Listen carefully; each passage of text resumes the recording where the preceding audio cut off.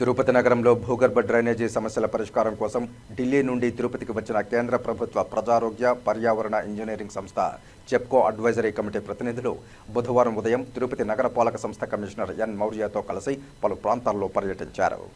అమృత్లో భాగంగా UGD network ప్రధాన pipeline main line సమస్యలను పరిష్కరించేందుకు ఢిల్లీ నుంచి ministry of housing urban affairs and అమృత్లోని చెప్కో విభాగం అడ్వైజరీ కమిటీ సభ్యులైన చౌరాసియా అమిత్లు తిరుపతికి చేరుకున్నారు.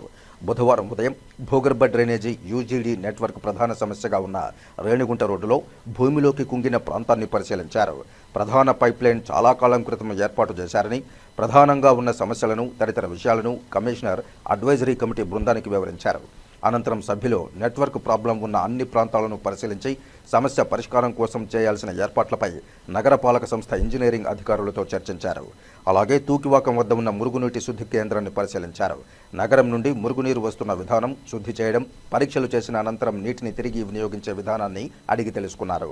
ఈ మురుగునీటి శుద్ధి విధానాన్ని ఇంజనీరింగ్ అధికారులు వివరించారు. ఇక్కడ శుద్ధి చేసిన నీటిని 2 విధాలుగా వినియోగిస్తున్నామని తెలిపారు. శుద్ధి చేసిన నీటిని కొంత భాగం ల్యాంకో ఫ్యాక్టరీకి, కొంత నీటిని చుట్టుపక్కల ఉన్న వ్యవసాయ భూములకు వినియోగించడం జరుగుతోందని తెలిపారు. ఈ సందర్భంగా కమిటీ సభ్యులు రైతులతో మాట్లాడి పలు విషయాలు తెలుసుకున్నారు. మురుగునీటి శుద్ధి విధానం బాగుందని, ఈ మొత్తం విధానాన్ని డాక్యుమెంట్ రూపంలో రూపొందించాలని అధికారులకు సూచించారు. అడ్వైజరీ కమిటీ వెంట superintending engineer Shyam Sundar, municipal engineer Gomathi, DE Ramana, AE Shilpa, Mastan తదితరులు ఉన్నారు.